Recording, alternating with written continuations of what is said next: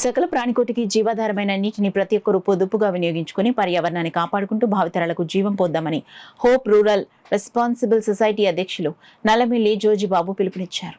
ప్రపంచ జల దినోత్సవం సందర్భంగా నీటి పొదుపు పర్యావరణ పరిరక్షణపై పిఠాపురంలో ప్రజలకు అవగాహన కార్యక్రమం జరిపారు.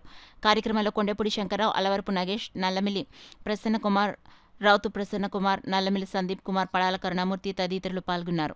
మరియు పర్యావరణ పరిరక్షణపై వివిధ ప్రాంతాల్లో అవగాహన కార్యక్రమాలు నిర్వహించడం జరుగుతుంది. అదేవిధంగా గత 6 సంవత్సరాలుగా కనీసం ప్రజలకు అవగాహన కల్పించాలనేటువంటి ఉద్దేశంతో ఈ సంస్థను స్థాపించి నీటి పొదుపు పర్యావరణ పరిరక్షణపై సంస్థ కార్యక్రమాలు చేపడుతున్నాం.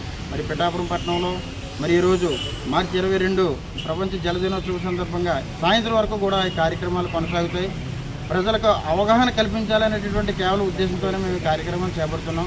కొంతమంది అయినా మా కార్యక్రమాలు చూసి ఇన్స్పైర్ అయ్యి మరి నీటి యొక్క విలువ తెలుసుకొని వారు పొదుపు చేసేటటువంటి దిశగా అడుగులు వేస్తారనే మా ప్రయత్నానికి సహకరిస్తున్నటువంటి ప్రతి ఒక్కరికి కూడా ధన్యవాదాలు తెలుపుతున్నాం.